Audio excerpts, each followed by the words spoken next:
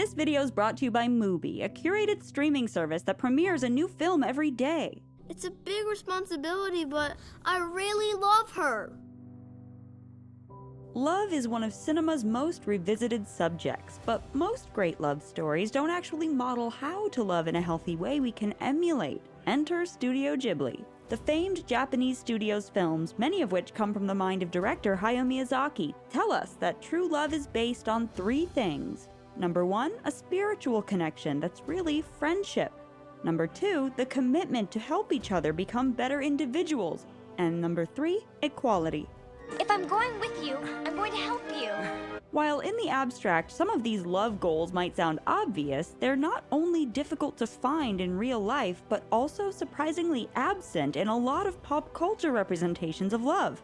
And whereas for decades Disney movies focused on romantic, even sexualized relationships as models for kid viewers, Hayao Miyazaki has spent his career portraying more relevant models for young children's first relationships, like deep, long-lasting friendships that evoke warmth and security and inspire better bonding techniques, whether you're a toddler or an old soul. You're a good friend. Here's how we can all learn to have healthier relationships from a closer look at Ghibli love stories.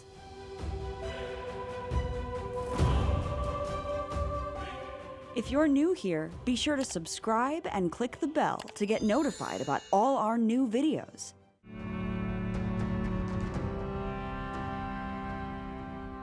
Ghibli romances focus on a spiritual rather than a physical connection. The love stories often center on platonic love and friendships, which feels natural since many of the protagonists are children. Hayao Miyazaki wrote in his book Starting Point, "I've become skeptical of the unwritten rule that just because a boy and a girl appear in the same feature, a romance must ensue.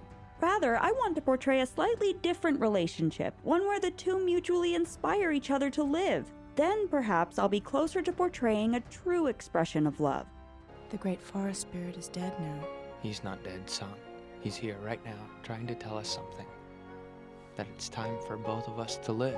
For Miyazaki, true love can often be aromantic, and the takeaway is spiritual maturity over everything else. As one fan put it on Twitter, Studio Ghibli romances be like, what if we didn't kiss, but instead both spiritually matured as people because we met each other? In Castle in the Sky, Shita and Patsu never confess feelings for one another. They are simply friends who would do anything for each other, connected by their desire to find the lost city of Laputa. When they finally arrive at Laputa, it seems for a moment like they might kiss, but instead they just start laughing and hugging like real friends would do. In Kiki's delivery service, Tombo is set up as Kiki's love interest, but all Kiki wants is to be able to make friends. And she ends up finding a true friend in Tombo, not a boyfriend. In Ponyo, Sosuke and Ponyo spend the whole movie building their friendship around the idea of loving each other and the major responsibility of caring for each other. Ponyo loves Sosuke! I will love you too. But this pure, life-changing, and even world-changing love has the feeling of a bond between two little best friends or siblings. Spirited Away centers on a similarly mystical connection between Chihiro and Haku, who we eventually find out is a river spirit who saved Chihiro when she was a child. Although they've been so deeply connected their whole lives, and the word love is used to describe their relationship, pure love. It broke Zeniba's spell. the relationship is based in friendship, and it's never stated that the two are romantically attracted to each other, only spiritually.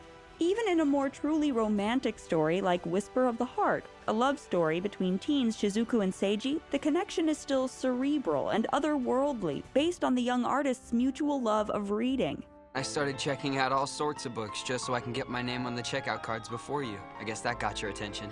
And similarly, in Howl's Moving Castle, Howl and Sophie's romantic relationship is able to grow because it's not focused on physical attraction.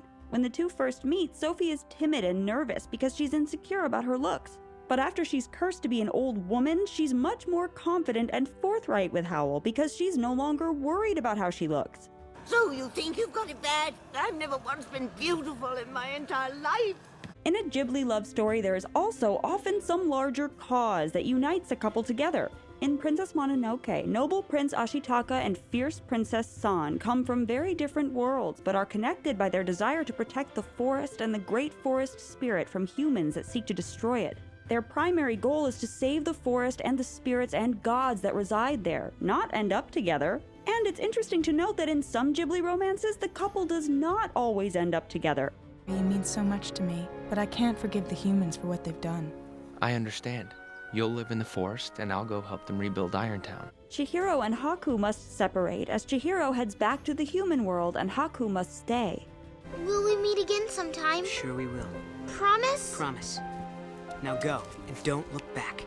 This sends the message that loving someone doesn't always mean giving up your life to be with them, and these portraits might inspire us to reconceive of coupledom, not as something we seek because of a comforting companionship we get, but more in terms of the positive impact we can make by joining forces with someone who shares our deepest motivations. Speaking of romance, here at The Take, our great love is cinema. That's why we're such fans of this video's sponsor, Mubi.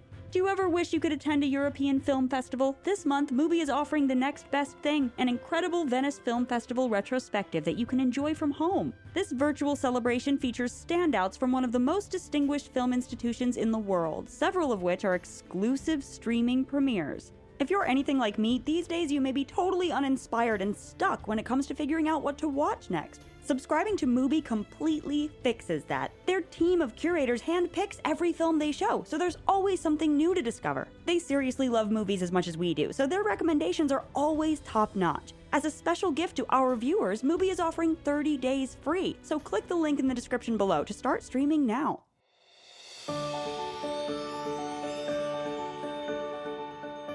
Ghibli also emphasizes a love that transforms the characters into the best versions of themselves. You're the one who inspired me, Seiji. According to Aristotle, there are 3 forms of friendship: friendships of pleasure, friendships of utility, and friendships of virtue. Friendship of virtue is when both parties desire each other's good and are even willing to sacrifice for their friend's good. Likewise, whether Ghibli connections are more platonic, like Haku's and Chihiro's, or more romantic, like Howl's and Sophie's, they're rooted in wanting good things for each other, or to help each other self-actualize. When Chihiro first arrives, scared and alone in the spirit world, Haku tells her what she needs to do to get by. Tell him you want to work here. If you don't get a job, Yubaba will turn you into an animal. Once she starts working, she becomes a confident, outspoken, fearlessly resolute young woman, so Haku has helped her, not by coming to her rescue as in some other kinds of love stories, but through giving her the tools and knowledge she needs in order to grow and thrive in this strange environment. Whisper of the Heart illustrates how artistic personalities can help each other self-actualize as individuals in a similar way.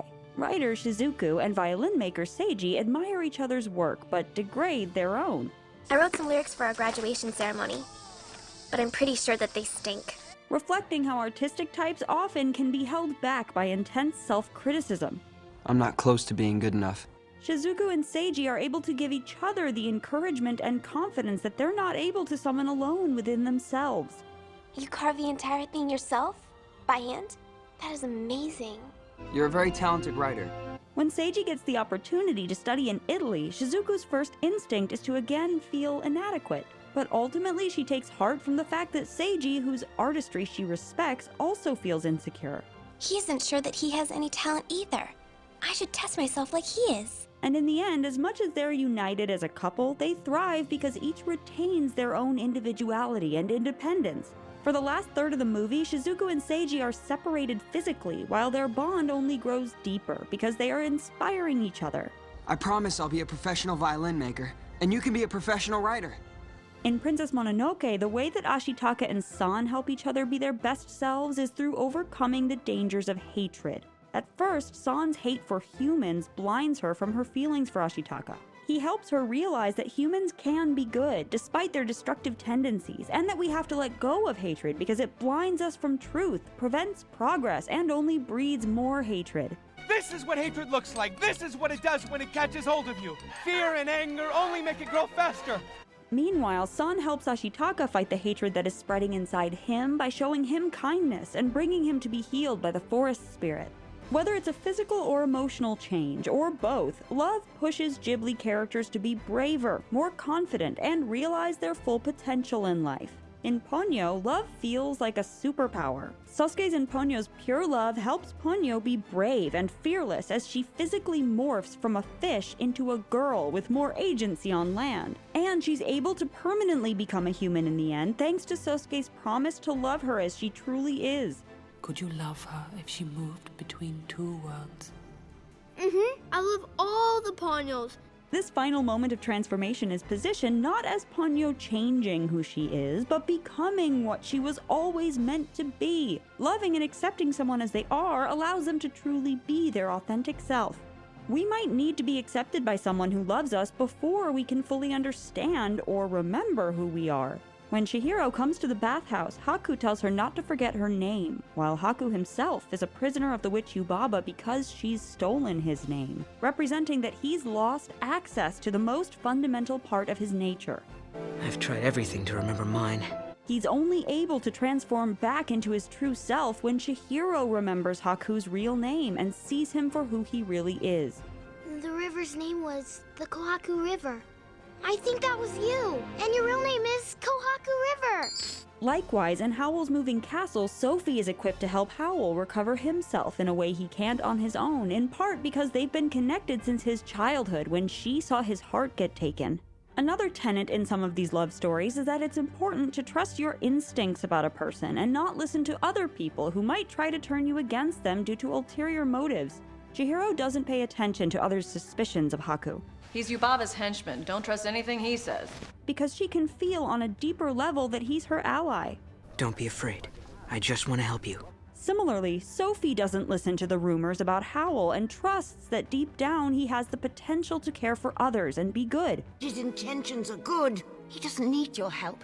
He can fix his problem with his demon on his own. Now I understand. You're in love with Howl. And the focus of their love relationship is ultimately bringing out the goodness in each other. Howl is selfish and cowardly at the beginning, but Sophie's believing in his goodness inspires him to become selfless and brave as he takes a stand in the war because he has someone other than himself to care for. Let's run. Don't fight them, Howl. Sorry. I've had enough of running away, Sophie. And now I've got something I want to protect. It's you.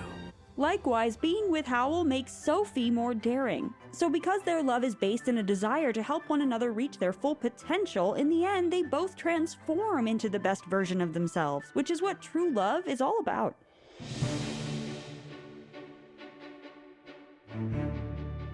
Ghibli also highlights that relationships only work when they're equal, just as Aristotle emphasized that the truest form of friendship is all about equality. For a relationship to be balanced and equal in practice, this requires trust, respect, and shared responsibility. Whereas in much of pop culture, we've seen a man coming to a woman's rescue or a woman being tasked with managing the man's life, in Ghibli love stories, both parties are equally capable of and responsible for protecting each other from physical, spiritual, or emotional harm.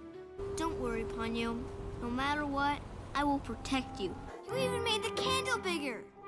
We can fit! This is fantastic!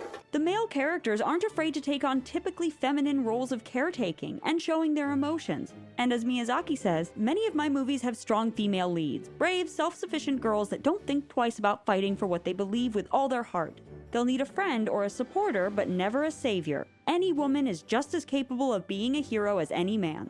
In these stories, the partners in the relationship tend to take turns coming to each other's aid. As we saw, Haku helps Chihiro as she enters the spirit world, and she in turn saves him in the end. You did it, Chihiro! I remember I was the spirit of the Kohaku River! Likewise, Howl rescues Sophie in the beginning, and then Sophie protects Howl from getting his magic stolen, and ultimately returns his heart to him. Ponyo and Sosuke each save and protect each other, and throughout Princess Mononoke, Ashitaka and San work as a team to save not only each other, but also the Forest Spirit, Iron Town, and everyone. While most of these examples are about heightened life or death situations, Whisper of the Heart shows how this balanced love works in everyday life, through give and take. The reciprocity of protecting and looking out for one another lays the foundation for trust and support in the relationship. This could even manifest as something as simple as sharing a jacket in the cold. Oh, wait a minute. You'll be cold like that. Come here. It's getting cold. All these stories reflect the reality that in any long-term relationship, the balance frequently shifts as each helps the other in different times. But when one person freaks out, sometimes it weirdly makes the other one calmer. And each partner needs to be willing to adapt their individual roles as the circumstances change. Whereas so many textbook happily ever afters have long suggested to us that love is a prize to be won, Studio Ghibli movies are essentially tutorials for love as a process that needs careful attention and nurturing. These healthy romances involve the work of cultivating and maintaining relationships that make both partners into strong and beautiful souls. These movies teach us that love is more complicated and harder than attraction at first sight or grand romantic gestures, but also more satisfying and sustaining. Most of all, they drive home that love is precious and deserves to be treated as such. A heart's a heavy burden.